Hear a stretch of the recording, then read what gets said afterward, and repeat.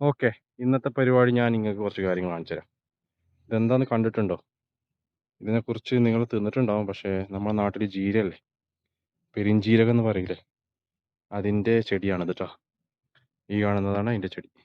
Okay, നമ്മളിവിടെ കൃഷി ചെയ്യുന്നതാണ്. അപ്പോൾ ജീരകം കാണിച്ചു തരാം കേട്ടോ. കണ്ടോ ജീരകം? കറക്റ്റ് നോക്കിയാൽ ജീരകത്തിന് ഷേപ്പായിട്ട് വരുന്നുണ്ട് കേട്ടോ. ഇതാണ് ജീരകം. അപ്പോൾ ഇങ്ങനത്തെ കാര്യങ്ങൾ കാണാത്തവർക്ക് വേണ്ടി കേട്ടോ. ചിലർ കണ്ടിട്ടുണ്ടാവും, ഞാനൊക്കെ ആദ്യമായിട്ട് കാണുന്നു ജീരക കൃഷി. ഇങ്ങനത്തെ ഫ്ലവർ ആദ്യം ഉണ്ടാവും. ആ ഫ്ലവർ ഇങ്ങനെ കായായി മാറിയാണ്ട് നമുക്ക് ജീരകം ഇത് ഉണങ്ങും.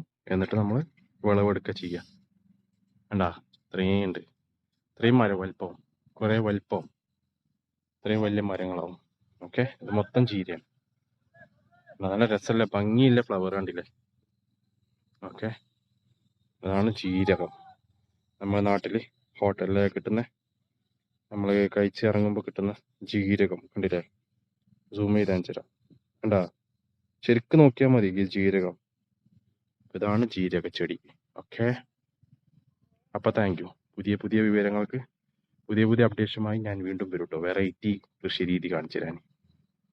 ഓക്കെ, കണ്ടില്ലേ ജീരകം.